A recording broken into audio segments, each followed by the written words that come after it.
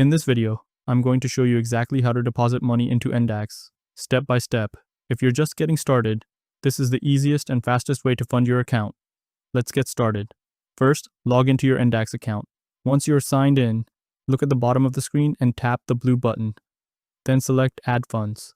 Next, choose the asset you want to deposit. For this tutorial, select Canadian dollars.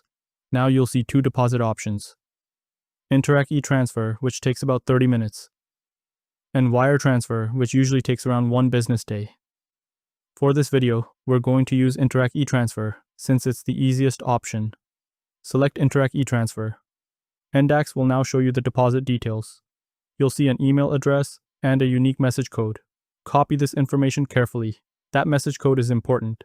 It tells NDAX the deposit is yours.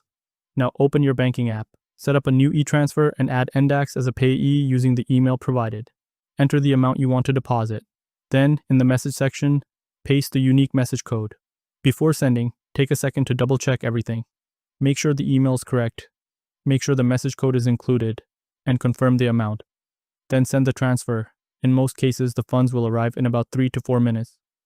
Sometimes it can take a bit longer depending on your bank. Once the money shows up in your account, you're ready to start trading.